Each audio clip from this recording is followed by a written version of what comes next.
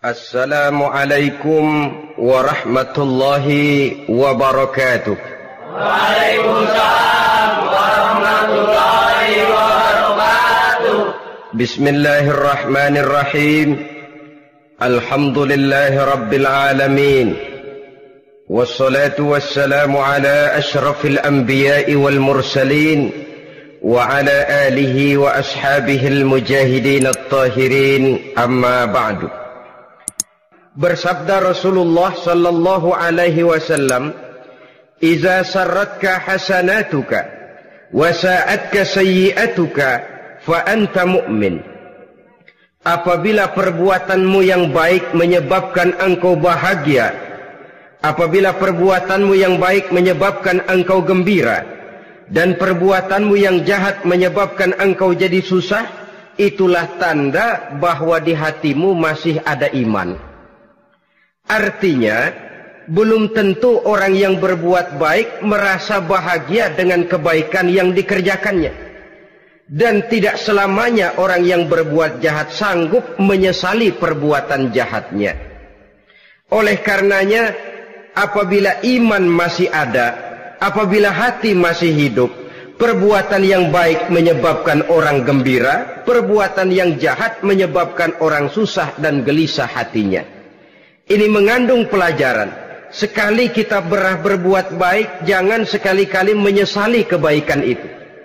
Sebaliknya, satu kali kita melakukan kesalahan, hendaknya selalu menyesalinya. Kadang-kadang dalam kehidupan, karena orang tempat kita berbuat baik itu rupanya membalas air susu dengan air tuba, kita lalu menyesali kebaikan. Lahirlah kata-kata, "Nyesal saya nolong dia." Ibarat pepatah katanya, nolong anjing kejepit. Waktu kejepit setengah mati kita tolongin, begitu selesai dia dari kejepitnya malah kita digigitnya. Saudara hadirin yang saya muliakan, dalam kehidupan sehari-hari barangkali ini kena filsafat yang disebut dorong mobil mogok. Ketika mobil mogok setengah mati kita dorong, begitu mesin hidup ditinggalkannya kita di belakang. Sesungguhnya perbuatan kita yang baik tidak harus disesali, karena disesali atau tidak, toh perbuatan itu sudah kita lakukan.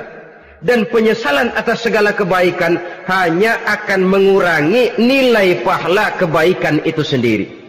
Berbahagialah apabila berbuat baik, walaupun orang yang kita melakukan kebaikan membalasnya dengan kejahatan.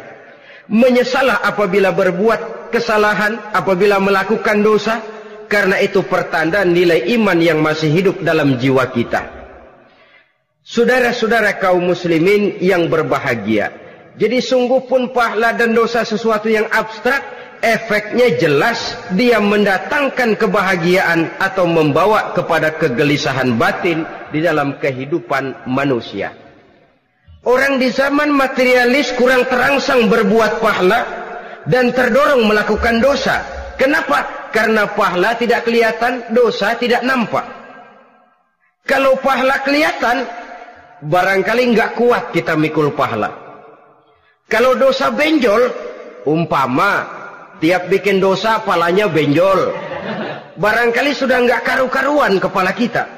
Baik pahala, baik dosa, sesuatu yang tidak nampak oleh pandangan mata zahir, tapi yang punya efek dalam kehidupan ini.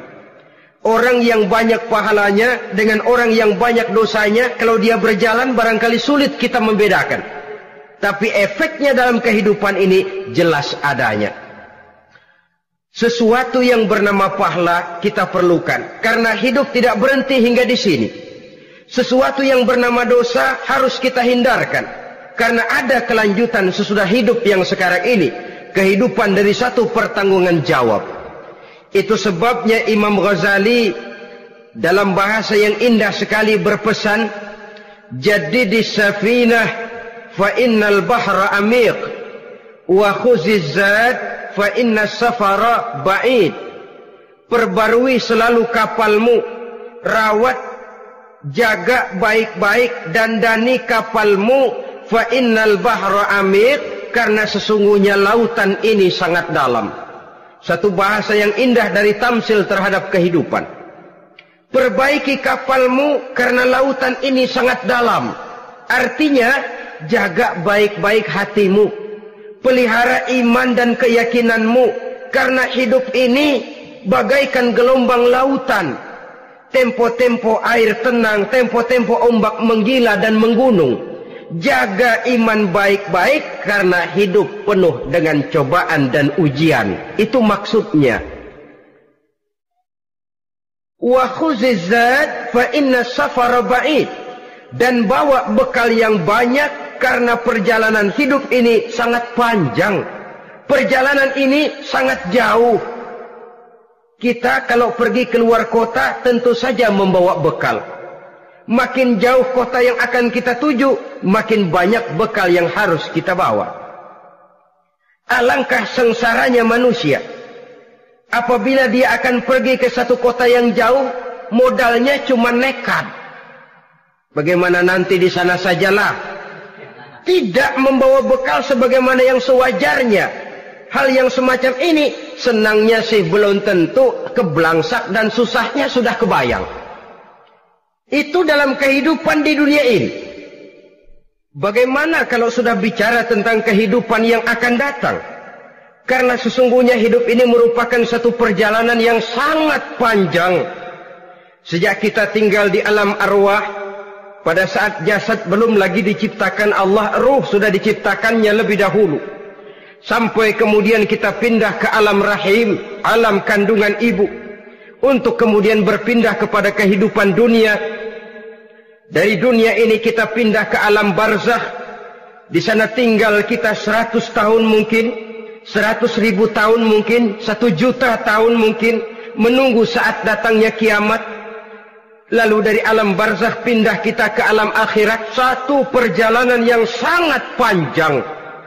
Alangkah malangnya, alangkah sengsaranya jika tahu kita begitu panjangnya perjalanan hidup ini, tidak ada bekal yang kita bawa. Artinya kesengsaraan, kesulitan yang bertali-tali sudah jelas akan menimpa kita.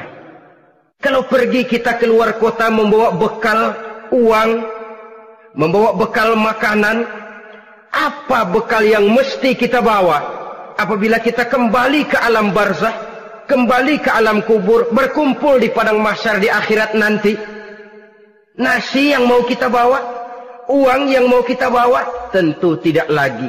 Karena kehidupan materialis selesai di atas liang lahat. Bila masuk kita ke liang lahat, disitulah pahala dan dosa memegang peranan yang sangat penting. Maka pada pertemuan malam ini kita akan bicara tentang pahala dan dosa itu. Saudara-saudara kaum muslimin rahimakumullah, yang dinamakan pahala, kata Imam Ali Al-Jurjani dalam kitab At-Ta'rifatnya, ma yastahiqqu bihi ar-rahmatu wal maghfiratu minallahi ta'ala. Sesuatu yang pelaksananya berhak untuk mendapat rahmah dan ampunan dari Allah. Dengan kata lain, nilai pahala adalah akibat dari perbuatan-perbuatan di dalam melaksanakan perintah dan anjuran yang ada di dalam kehidupan agama. Apabila perintah dan anjuran kita laksanakan, nilai pahala itu lalu datang. Nah, nilai pahala dalam Islam, menurut konsepsi Quran, Allah menjelaskan, man jaa bil hasanati falahu asyru amsalihha. Barang siapa yang datang membawa satu kebajikan, barang siapa yang melaksanakan satu kebaikan, maka dia akan mendapat balasan 10 kali dari kebaikan yang dikerjakannya. 10 kali ini pun masih dilipat gandakan dengan 7. 7 ini pun masih dikalikan 100. Dan itu pun masih ditambah dengan pernyataan, wallahu yudha'ifu liman yasha. Allah masih akan melipat gandakan perbuatan baik seseorang yang dikehendakinya. Itulah nikmatnya dalam Islam. Tetapi sebaliknya, wa man jaa'a bisayyi'ati fala yujza illa mislaha. Barang siapa yang melakukan satu kejahatan, dia tidak akan mendapat balasan kecuali sesuai dengan kejahatan yang dikerjakannya. Alangkah rahman dan rahimnya Allah. Orang yang berbuat baik dibalas 10, dikali 7, dikali 100, masih dilipat gandakan pula. Tapi orang yang berbuat jahat tidak akan mendapat balasan kecuali sesuai dengan kejahatan yang dikerjakannya. Ini kan beda dengan sifat kita manusia. Kita ini kadang-kadang kalau dijitak membalasnya mukul. Tapi kalau orang berbuat baik kepada kita, kita enggan untuk berbuat baik kepada orang tadi. Allah tidak mengajarkan begitu. Satu kebaikan berbalas 10. Satu kejahatan berbalas dengan satu kejahatan. Maha Rahman dan Rahim Allah. Bahkan dalam Islam, niat berbuat baik saja mendapat pahala. Sedangkan niat berbuat jahat belum ditulis merupakan satu dosa sampai kejahatan itu dikerjakan oleh orang yang niat tadi. Umpamanya, saudara niat nanti malam giliran pengajian saya mau hadir di majelis taklim. Pas datang waktu malam hujan turun sangat lebat. Saudara berhalangan datang ke majelis taklim, saudara sudah mendapat pahala niat. Tapi saudara niat, nanti malam kalau turun hujan, saya mau bongkar rumahnya si fulan, saya mau curi seluruh harta bendanya. Ternyata malam, saudara tidak mengerjakan perbuatan itu. Itu belum ditulis dosa, sampai perbuatan itu benar-benar dikerjakan. Tapi lalu jangan macam-macam, kalau begitu niat aja yang baik, biar nggak usah dikerjain. Niat aja pengen ngaji walaupun tidak ada niatan untuk ngaji. Allah lebih tahu tentang apa yang terdetik di dalam hati sanubari kita. Itulah sebabnya sangat dianjurkan orang untuk melakukan segala macam kebajikan. Dan dianjurkan orang menjauhkan segala macam bentuk kejahatan. Karena dia akan berefek melahirkan dosa dan pahala. Dosa dan pahala itulah alat untuk memperoleh kebahagiaan di alam kubur, di padang mahsyar, sampai di akhirat nanti. Di dunia ini mungkin segalanya bisa kita beli dengan yang namanya uang. Keamanan kita bisa menyewa petugas untuk menjaga rumah kita. Kendaraan yang mewah bisa kita beli. Udara yang sejuk bisa kita ciptakan. Siapa banyak uang dia raja. Mungkin itu di dunia. Tapi bisa apa uang kalau kita sudah masuk ke alam kubur? Bisakah munkar nakir kita sogok? Udah karkir, jangan nanya nih, cepet. Bisakah malaikat azab menyingkir dengan uang semir? Ternyata tidak. Untuk memperoleh kebahagiaan di sana, nilai pahala.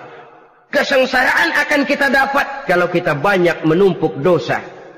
Oleh karena itu jangan beranggapan, pahala nggak kelihatan, dosa juga nggak kelihatan, biarin saja. Yang tidak kelihatan ini pada waktunya akan memegang peranan yang sangat penting. Tapi tidak cuma untuk menghadapi hidup di situ, kita lalu harus berbuat baik dan meninggalkan yang jahat. Terutama juga di dunia ini. Toh pepatah bilang gajah mati meninggalkan gading, harimau mati meninggalkan belang. Apa yang akan kita tinggalkan setelah kita mati? Kita ingin jasad kita boleh hancur terkubur tanah, tapi nama kita ingin hidup terus, dikenang orang 100, 1000, bahkan 1.000.000 tahun yang akan datang. Ditulis orang dengan tinta emas dalam sejarah, tercatat kita sebagai orang baik-baik. Saudara-saudara kaum muslimin rahimakumullah. Lalu perbuatan apa yang bisa mendatangkan pahala itu? Saudara-saudara, semua perbuatan yang diperintah dan dianjurkan oleh Allah, yang dikerjakan dengan ikhlas hanya untuk mencapai ridho Allah, mendatangkan pahala. Kadang-kadang menurut pendapat kita remeh, tapi nilainya di sisi Allah besar. Itu pahala. Menghitung pahala itu hak prerogatif Allah. Perbuatan yang ringan Allah mau berikan ganjaran yang besar, itu urusan Allah. Misalnya, kata Nabi, la tahqiranna minal ma'rufi syai'an. Jangan kamu menganggap remeh perbuatan baik walaupun kecil. Jangan merasa sulit melakukan perbuatan yang mengandung pahala. Bertemu dengan teman, muka kita cerah, berpahala. menyingkirkan duri di jalanan berpahala, menolong orang yang sesat, memberitahu orang yang bertanya berpahala. Tidak sulit kalau kita mau. Yang diperintah dan dianjurkan oleh agama itu perbuatan yang mengandung nilai-nilai pahala. Masalahnya cuma tinggal mau atau tidak dan dikerjakan dengan ikhlas. Bertemu teman mukanya cerah, pahala. Menyingkirkan duri di jalanan, pahala. Sedekah, pahala. Tidak berupa perbuatan, bisa berupa ucapan. Misalnya bersolawat, pahala. Bertasbih dan bertahmid, pahala.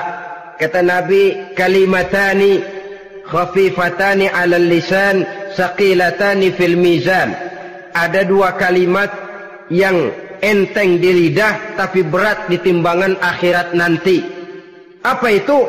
Subhanallah walhamdulillah. Itu kan amalan yang ringan, perbuatan yang mudah saja, tapi nilainya demikian besar dalam pandangan Allah. Jadi pendeknya, perbuatan yang bernilai pahala adalah perintah dan anjuran agama yang dilaksanakan dengan ikhlas semata-mata untuk mencapai ridho Allah, itu mengandung pahala. Niat dasarnya itu harus karena Allah, landasannya harus karena ikhlas.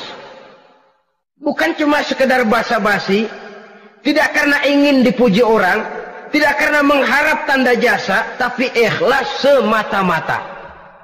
Dari perbuatan yang paling kecil dan mudah sekali sampai kepada amalan-amalan yang besar dan memerlukan biaya yang besar, seperti melaksanakan ibadah haji, seperti jihad fi sabilillah, membangun masjid, membangun pondok-pondok pesantren, membangun pusat-pusat kesehatan, membangun jalan-jalan umum, termasuk menjaga keamanan.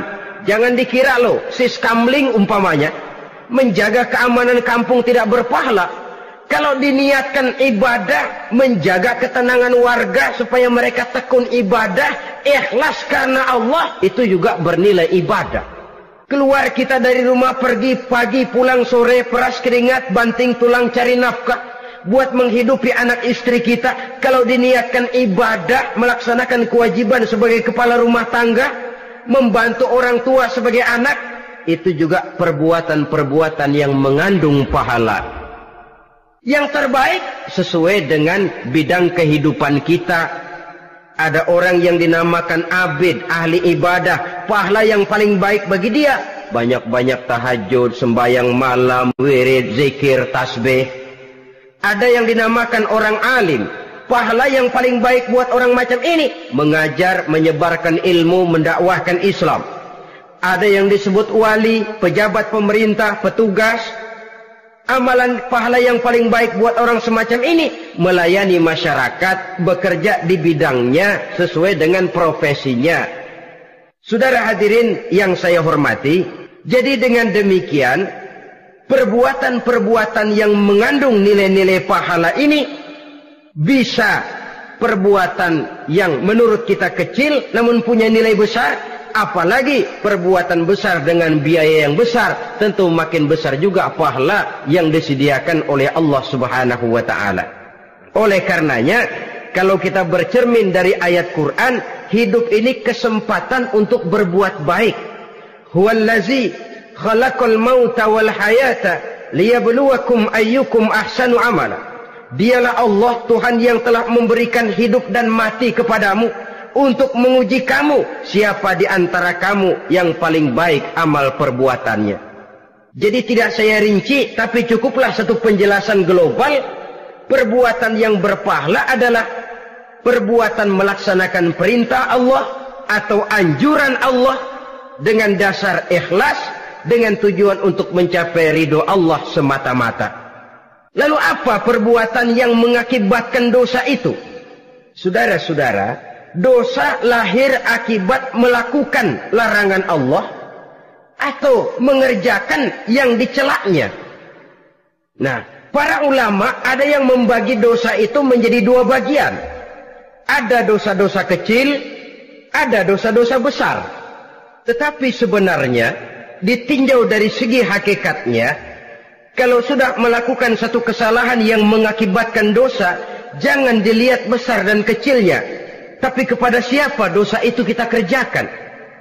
Sebab kalau dosa kita anggap satu yang kecil, orang akan terangsang untuk mengerjakan yang kecil-kecil saja. Sehingga dengan demikian, yang kecil pun akan menjadi besar kalau ditumpuk-tumpuk. Sedangkan yang besar bisa saja menjadi kecil kalau selalu diiringi dengan permohonan ampun kepada Allah. Itu sebabnya para ulama sufi, orang-orang tasawuf mengatakan, la saghair ma'al istimrar wa la kabair ma'al istighfar.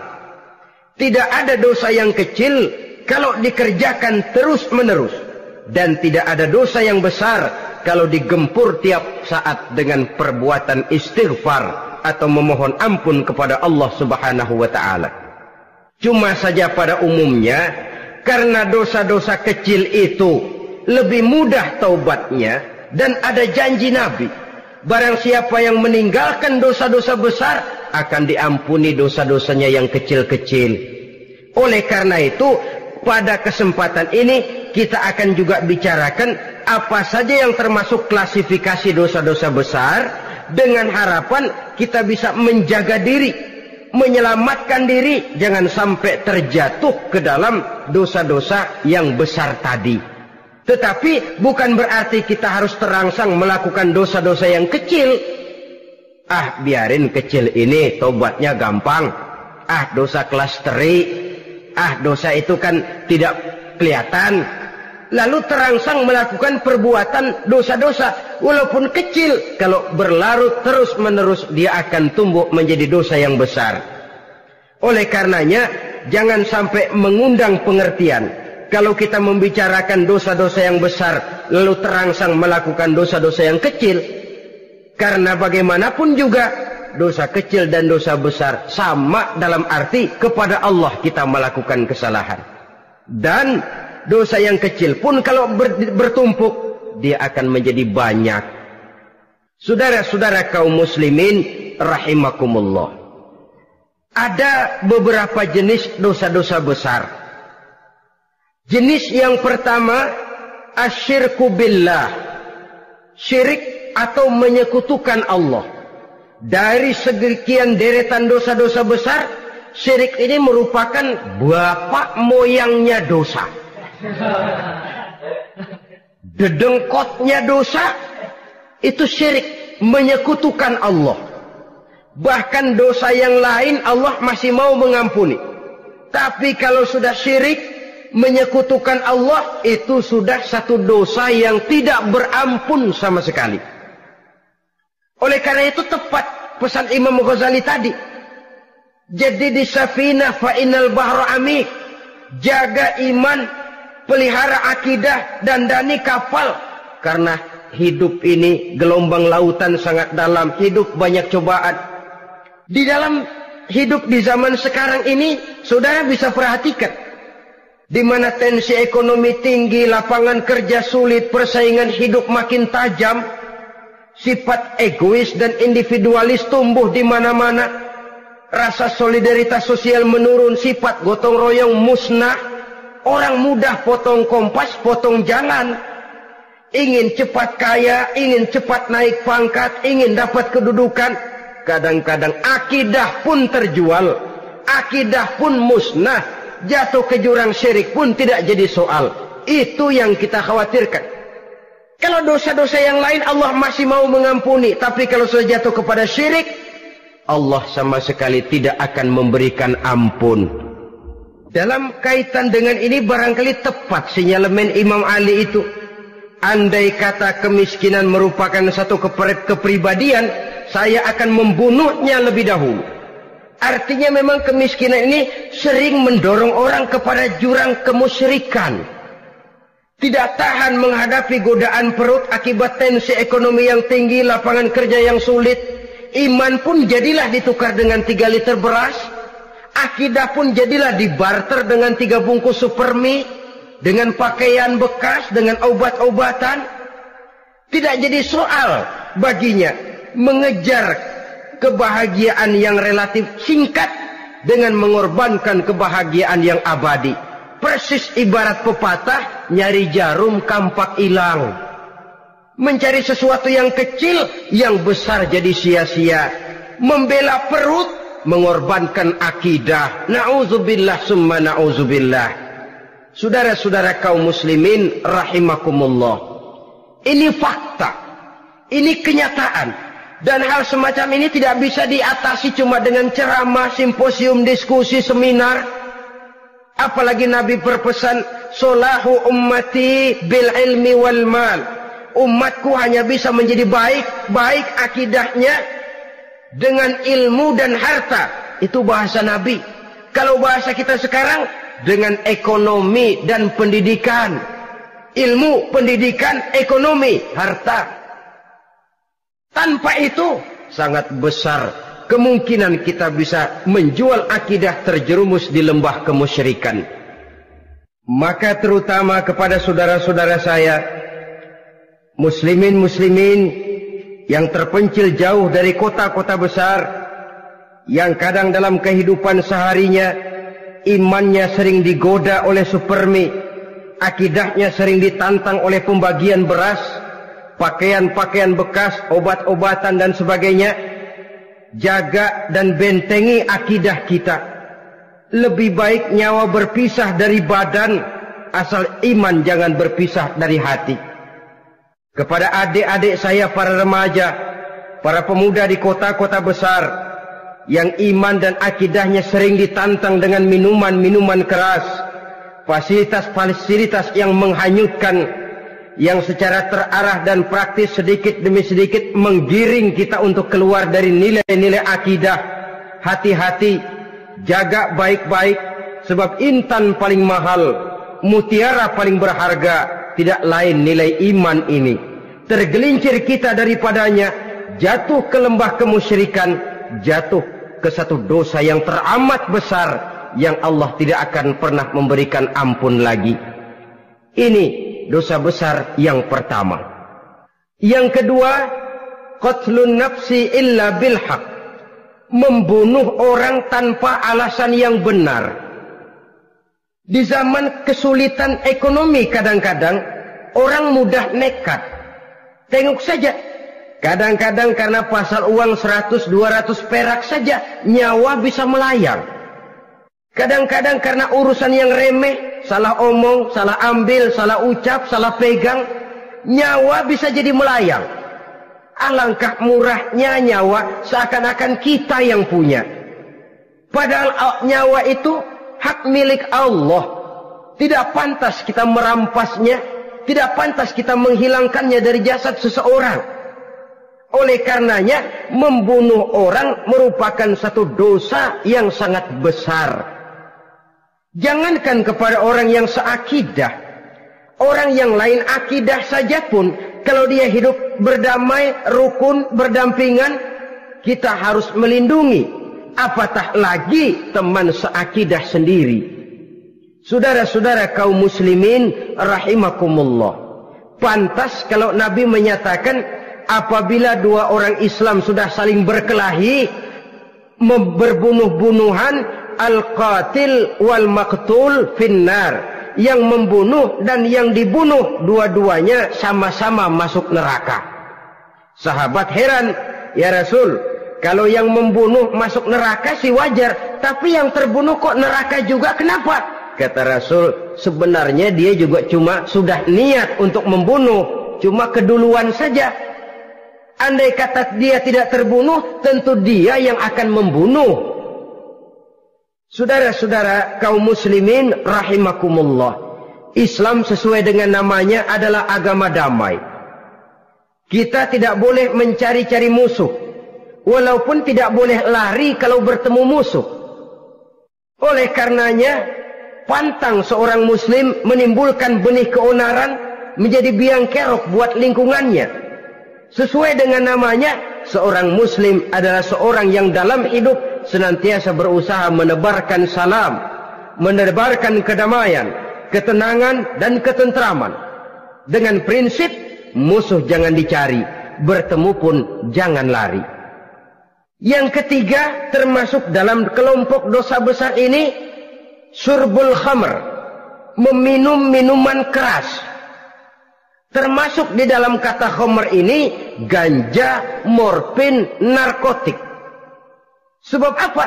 Jenis minuman semacam itu tidak hanya merusak keadaan sekarang, tapi sekaligus merusak kehidupan yang akan datang. Kalau itu jatuh di tangan generasi muda, artinya kan merusak kehidupan masa depan daripada suatu bangsa. Karena apa? Remaja dan pemuda merupakan bentuk miniatur daripada kehidupan bangsa.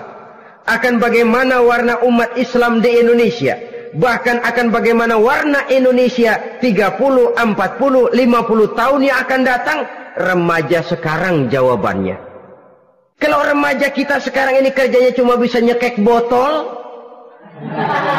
insya Allah bangsa Indonesia 30-40 tahun yang akan datang akan tumbuh menjadi bangsa teler. Tidak banyak yang bisa kita harapkan. Remaja adalah gambaran masa depan dari satu bangsa, dari satu umat. Dan remaja itu di dalam dirinya secara fitrah terkumpul semua bakat, terdapat semua kemungkinan. Kita ini lahir membawa sifat pemimpin, tapi juga membawa sifat pengacau. Kita ini ada bakat jadi orang jujur, ada bakat jadi pengkhianat. Kita ini ada bakat menjadi orang baik-baik, kita juga punya bakat jadi biang kerok. Kita kemungkinan bisa jadi pemimpin bangsa, tapi juga bisa menjadi pemimpin bangsat. Nanti lingkungan dan pendidikan akan menumbuhkan, membentuk mana yang tumbuh lebih subur. Kalau lingkungan dan pendidikannya lebih banyak bercerita tentang kejujuran, maka nilai kejujuran yang akan tumbuh lebih banyak dalam jiwanya. Dan insya Allah diharapkan dia akan menjadi manusia yang jujur di kelak kemudian hari nanti. Dan masalah minuman keras ini sebenarnya berkait. Kita tidak bisa cuma menyalahkan remaja saja, menyalahkan pemuda saja, karena bagaimanapun masalahnya kompleks. Menghancurkan sesuatu tanpa melihat kausalnya, tanpa melihat sebab akibatnya kan sama juga bohong. Kemungkinan karena broken home, kemungkinan karena pergaulan, kemungkinan karena kurang perhatian orang tua, kemungkinan karena akibat bacaan, tontonan, atau fasilitas berupa dibukanya pabrik-pabrik minuman keras, dijualnya minuman-minuman keras di warung-warung yang remang-remang, yang memberikan kenikmatan, kebahagiaan dan kebanggaan tersendiri, sehingga akhirnya orang terangsang untuk datang dan minum di sana. Pada dasarnya memang sepele, cuman minum nggak ngerugiin orang lain kan? Iya, pada waktu minum. Tapi dikala sudah mabuk, out of control, apapun bisa kita lakukan. Yang kita ucapkan kita tidak sadari lagi, yang kita kerjakan tidak kita sadari lagi. Dikala itu segala macam kejahatan bukan sesuatu yang tidak mungkin untuk kita laksanakan. Nggak ngerugiin orang lain, memang pada saat mau minum. Tapi begitu minum, mabuk, kita bisa merugikan orang lain. Setidaknya merugikan diri sendiri. Pertumbuhan IQ menjadi lemah, semangat kehidupan hilang, gairah kerja menurun, kalau tidak ada sama sekali. Lalu apa yang bisa kita lakukan di dalam kehidupan? Dan akan lebih celaka kalau ini menimpa kehidupan generasi muda kita. Kadang-kadang yang ironi ya, kalau yang orang tuanya mampu barangkali masih tertolong, tapi yang orang tuanya kondisi ekonomi lemah masih kepengen teler juga. Orang tuanya nggak mampu masih pengen mabuk. Dari ganja, morfin nggak dapat, akhirnya kaleng cet diisepin. Yang penting kan bisa teler, mendatangkan satu kebahagiaan tersendiri. Itu sebabnya memang satu kejahatan menurut teori polisi ya hanya bisa terjadi karena faktor N dan K, niat dan kesempatan. Niat ada, kesempatan ada, jadi orang jahat. Kurang salah satunya, biasanya kejahatan terbendung. Niat ada, kesempatan tidak ada, sulit berbuat jahat. Kesempatan ada, niat tidak ada, tidak mungkin orang jahat. Tapi yang paling dominan sebenarnya niat. Kalau niat sudah kuat, kesempatan bisa dicari. kesempatan bisa diciptakan, biar hansip nongkrong, ditungguin lengahnya. Iya biarin, jam 11 sampai jam 2, matanya melotot, jam 3 dia mulai ngulet, ngempet. Nah, di saat itu saya masuk ke rumahnya. Kalau niat kuat, kesempatan bisa diciptakan. Dan kalau sudah niat, ini masalah hati. Kalau sudah masalah hati, menyangkut soal moral. Moral artinya sudah masuk kepada kehidupan agama. Saudara-saudara kaum muslimin rahimakumullah. Yang keempat yang termasuk jenis dosa besar, az-zina, perbuatan zina. Di zaman pergaulan bebas dengan prinsip free love, free sex ini, tengok sudah berapa banyak gadis-gadis bergelimpangan jadi korban. Berapa banyak bayi-bayi yang lahir ke dunia tanpa tahu kemana dia mesti memanggil bapak. Apakah deretan jumlah korban ini masih harus bertambah lagi? Paling tidak, biarlah yang sudah jadi korban, tapi jangan bertambah lagi hendaknya. Masing-masing kita berupaya menahan diri. Termasuk dalam kategori zina ini, yang merupakan cabang-cabangnya, liwat, homoseks, lesbian, masturbasi. Bahkan masturbasi itu termasuk jenis zina tangan. Dan itu juga merupakan satu dosa. Di samping dosa juga merusak diri. Karena bagaimanapun juga dia akan mengurangi kemampuan daya pikir seseorang. Maka agama memberikan jalan keluar. Pesan Nabi, ya ma'syara syabab, man istata'a minkumul ba'at falyatazawwaj. Hai para pemuda, kata Nabi, barang siapa di antara kamu yang sudah bisa ba'at, yang sudah mampu ba'at. Ba'at itu artinya memberikan nafkah, baik nafkah zahir maupun nafkah batin. Falyatazawwaj, maka hendaklah dia kawin. Jadi yang maksud ba'at ini ya nafkah zahir, ya nafkah batin. Kita kadang-kadang cuma bisa ngasih nafkah batin saja sudah merasa pokoknya kan saya sanggup untuk kawin, lalu kawin tanpa kehilangan, dengan kehilangan pertimbangan. Saudara-saudara, wa in lam yastati', adapun kalau dia belum mampu, fa alaihi bisyam, hendaknya dia banyak puasa. Fa innahu lahu wija, karena puasa itu akan merupakan benteng jangan sampai orang memperturutkan hawa nafsunya. Andai kata puasa belum hobi, banyaklah olahraga para pemuda, para remaja. Karena dengan olahraga, pemikiran untuk memperturutkan hawa nafsu agak sedikit terkendali dan energi tersalurkan dalam bentuk yang positif. Pendeknya kreatif, banyak kegiatan. Ini pesan Imam Syafi'i tepat itu. Kata beliau, inni ra'aitu wuqufal ma'i yufsiduh, in sala taba wa illam yajri lam yatib. Aku melihat air kalau diam rusak, tapi kalau dia mengalir jernih. Air kalau ngendap, nggak ngalir, nyamuk nyarang di situ, bisa jadi sumber penyakit. Manusia hidup begitu. Kalau nggak punya kegiatan, nggak kreatif, kerjanya cuma delohom, ayam-ayam, akhirnya jadi ngerusak. Ngomongin orang, Jano ngapa? Ano. Kebangetan nggak ngapa-ngapain, orang aja dipontenin. Orang diomongin, lahirlah namimah, lahirlah ghibah. Saudara-saudara, air itu kalau ngendap ada aja yang nyarang. Tapi kalau dia ngalir, orang ada kesibukan, insya Allah dia tidak akan jatuh kepada sesuatu yang bisa mengundang dosa. Isilah waktu dengan hal-hal yang bermanfaat. Karena hidup ini singkat dan tidak berjalan mundur ke belakang. Mundur hancur, berhenti diinjak orang. Sekali melangkah, jangan surut mundur ke belakang. Homoseks, terlepas dari penyakit kejiwaan. Sekarang ini kan sudah ada persatuan kaum gay katanya. Meminta perlakuan yang sama dan agar dibolehkan kawin sesama mereka. Secara manusiawi boleh, secara manusiawi kita hargai mereka.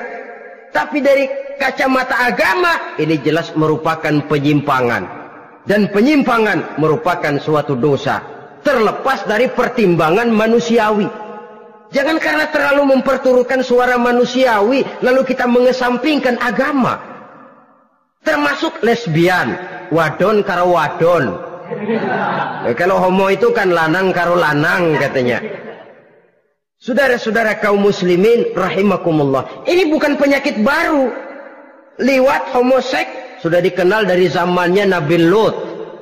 Laki dengan laki. Lesbian dari zaman istrinya Nabi Lut. Terlepas dari penyakit kejiwaan, dari segi agama, ini merupakan penyimpangan dan merupakan dosa yang besar. Yang kelima, yang termasuk jajaran dosa kelas kakap, qazful mu'minina wal mu'minat, menuduh orang mukmin yang baik-baik, laki atau perempuan, melakukan perbuatan zina sehingga hancur namanya di masyarakat. Ini merupakan satu perbuatan dosa yang sangat besar dan sangat dimurkai oleh Allah. Saudara-saudara kaum muslimin rahimakumullah, oleh sebab itu tentang masalah ini, kalau memang tidak ada saksi, jangan sembarang kita enteng lidah menuduh orang lain berbuat zina, menuduh orang lain berbuat serong. Dosanya kelewat besar di dalam kehidupan. Karena apa? Mencari harga diri itu berat, memelihara kehormatan diri jauh lebih berat. Satu kali orang dihancurkan namanya di masyarakat, dia akan terisolir jadinya. Oleh karenanya, berlindung kita kepada Allah, jangan sampailah dihinggapi oleh sifat ini. Karena sentimen kita kepada seseorang, karena hasad kita kepada seseorang, tidak senang melihat orang lain lebih maju, lalu lidah ini seenaknya saja mengucapkan kata. Padahal sanksi dan resikonya sangat besar. Yang kita tuduh barangkali mendapat pahala dari Allah. Kita sendiri yang menuduh tanpa saksi, tanpa alasan yang benar, mendapat dosa yang sangat besar. Saudara-saudara, memang kadang-kadang aneh dalam hidup ini. Seorang pelacur biasanya bisa menjaga mulutnya di masyarakat, kata-katanya baik, sopan. Kenapa? Karena mulut yang satu sudah tidak terjaga.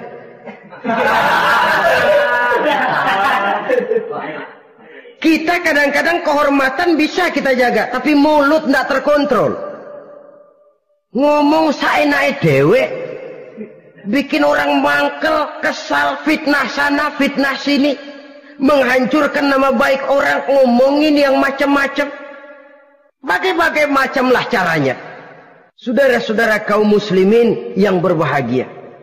Jadi dengan demikian, menuduh orang lain berbuat zina, sedangkan orang itu tidak pernah melakukannya, ini termasuk satu dosa yang sangat besar di dalam kehidupan ini. Yang keenam, al-'aqu bil walidain, durhaka kepada ibu bapak. Seorang anak, bagaimanapun banyak nilai ibadahnya, banyak kebaikan di masyarakat, menyandang berbagai macam gelar, pangkat dan jabatannya tinggi, tapi kalau sudah durhaka kepada kedua orang tuanya, alamat hidup tidak lagi membawa keberkahan. Dan itu dosa yang sangat besar. Sampai Nabi sabdakan, ridho Allah ada di dalam keridhaan ibu bapak, murka Allah pun ada di dalam kemurkaan ibu dan bapak. Walaupun belum tentu setiap kita orang tua, tapi yang jelas setiap kita adalah anak. Dan setiap anak punya ibu dan bapak. Jangan sampai kacang lupa kepada kulitnya. Saudara-saudara kaum muslimin rahimakumullah, durhaka kepada ibu bapak merupakan perbuatan yang sangat dimurkai oleh Allah. Apalagi ibu yang telah melahirkan kita, bahkan mengandung kita. Begitu juga bapak yang telah berusaha peras keringat banting tulang untuk mengasuh membesarkan kita. Tidak ada perbuatan baik yang kita lakukan untuk bisa menebus kebaikan daripada ibu dan bapak kita. Setidaknya kalau belum bisa berbuat baik kepadanya, kepada keduanya, janganlah menyakiti hati keduanya. Itu saja dulu yang harus dijaga. Kadang-kadang sudah berbuat baik enggak, nyakitin melulu. Sudah nyenangin belum bisa, saban sehari nyakitin saja. Padahal kedua orang tua itu doanya manjur, sebagaimana sumpahnya juga bisa jadi kenyataan. Dan sering bahkan menjadi kenyataan. Sampai ibu bapak sudah wafat, sudah meninggal sekalipun, kewajiban berbakti masih harus terus dilakukan oleh seorang anak. Lalu yang ketujuh, at-tawalli yaumaz zahfi, berpaling pada hari pertempuran. Orang sedang sibuk-sibuk menghadapi musuh, maksudnya berjuang membela agama ini, dia lari menyelamatkan diri. Pengecut, mental munafik. Ayo, kalau demi agama, mari kita maju ke depan. Allahu Akbar. Yang besar Allah, yang lain kecil semua. Maju. Orang lain maju serentak, dia mundur jauh ke belakang. Mental munafik, mental calo, istilah sekarang ini. Oh, itu calo, mental calo. Tuhan gedek banget itu. Coba ya, calo itu paling sibuk nyuruh penumpang naik. Tapi sementara penumpang naik sampai ke tempat tujuan masing-masing, calonya nggak kemana-mana, diem aja di situ. Cuma orang aja disuruh naik. Saudara-saudara, kerja bakti, orang turun ke comberan, dia naik ke tempat tidur. Mundur di hari pertempuran, menyebabkan orang lain gugur, dia sendiri menyelamatkan diri. Mental pengecut, mental munafik, itu merupakan dosa yang sangat besar. Saudara-saudara kaum muslimin rahimakumullah. Itu sebabnya agama itu memerlukan keberanian. Memang, tapi bukan keberanian yang tanpa perhitungan.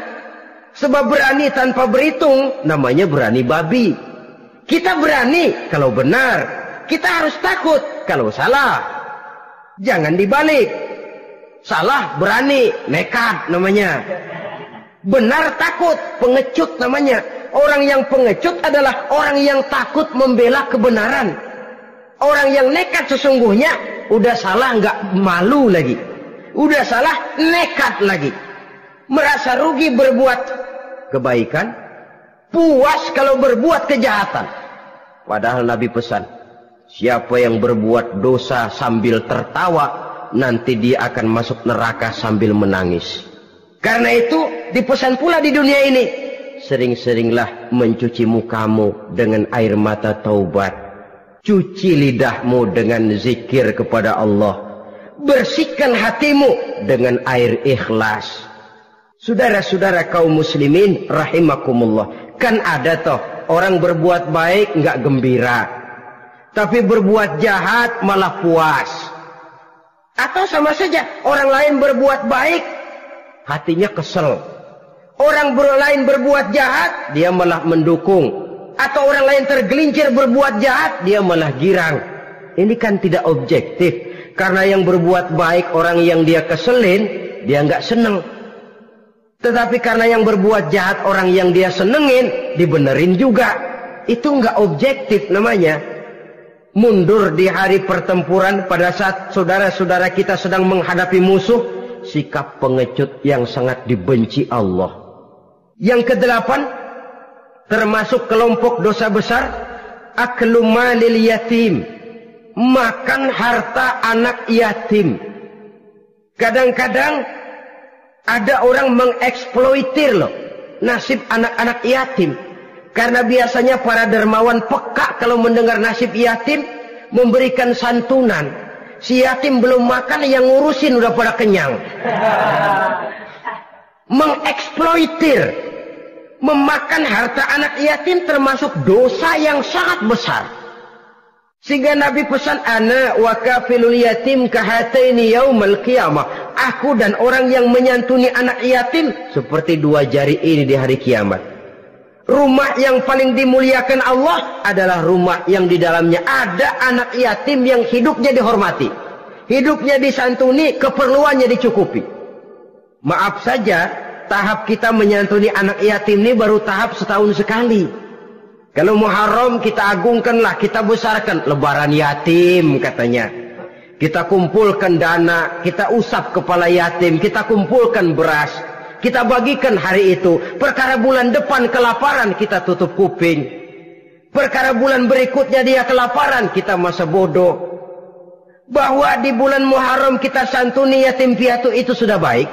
Tapi akan lebih baik lagi kalau kita sanggup menjadi bapak asuh mereka, memikirkan sekolah mereka, ada kontinuitas. Kalau mereka diasuh oleh orang lain, lalu bertukar agamanya, berpindah akidahnya, kita ngomel habis-habisan. Tapi kita ada kemampuan, kita tidak mau berbuat semacam itu. Ya sama juga bohong namanya. Saudara-saudara kaum muslimin rahimakumullah. Orang yang menyantuni yatim mendapat pahala besar. Tapi orang yang mengkorup harta anak yatim, dosanya juga sangat besar. Berhati-hatilah kalau kita diberikan kepercayaan oleh masyarakat untuk mengurus anak-anak yatim. Karena pahalanya besar, resikonya juga besar. Yang ke-9, syahadatuz zur, sumpah palsu. Sebab sumpah palsu ini menggunakan nama Allah untuk sesuatu yang tidak benar. Nama kita saja dibawa untuk yang tidak benar, kita jengkel. Nama kita dipalsukan untuk sesuatu yang tidak baik, kita kadang-kadang jengkel, tidak puas jengkel, menuntut melalui saluran hukum. Kenapa? Nama saya dicatut. Bagaimana lagi kalau nama Allah kita pakai untuk bersumpah, sumpahnya palsu, menguntungkan kita, merugikan orang lain, Allah murka betul. Maka sumpah palsu termasuk deretan dosa-dosa besar. Apalagi yang ke-10, aklur riba, makan riba alias renten. Ini kan yang cepat mendatangkan uang. Kadang-kadang kalau yang bikin riba itu orang awam barangkali, ya masih kita maklumin. Kadang-kadang penyakit ini datang menimpa mereka juga yang kita kenal kebaikannya. Bahkan suka datang ke musola, rajin ke masjid kadang-kadang. Riba masih dimakannya. Karena cara cari duit paling enak. Duit utuh tambahnya terus masuk. Na'udzubillah summa na'udzubillah. Itu yang diibaratkan dalam perjalanan Mi'raj waktu Nabi diperlihatkan neraka. Orang perutnya sebesar rumah dililit ular. Diseret-seret itu hancur perutnya. Dibulatkan lagi, diseret lagi, hancur lagi. Dibulatkan lagi, terus menerus begitu. Dia berteriak, mengerang, mengeluh, mengaduh kesakitan. Nabi tanya, itu apa Jibril? Itu contoh dari umatmu yang suka makan riba Muhammad. Makan renten. Saudara-saudara, ini kan mencekik leher orang. Orang sedang kesulitan. Kelihatannya sih baik, menolong. Tapi di belakang menolong itu nyekek. Di belakang nolong itu nyekek. Dan nyekek itu sebenarnya tujuan utamanya. Orang yang menjalankan riba pada dasarnya tidak punya perikman kemanusiaan kok. Kalau dia kelihatannya mau menolong, kelihatannya motifnya mencari untung di belakang itu. Jauh dari kemanusiaan.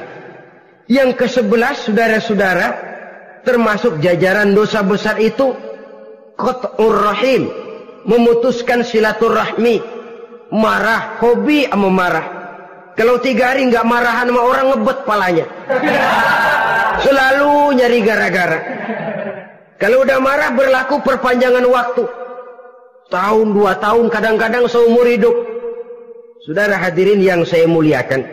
Apalagi mengurangi timbangan termasuk kelas dosa besar. Makan suap termasuk dosa besar. Semir menyemir dosa besar. Apalagi bunuh diri. Nah ini, bunuh diri dosa besar.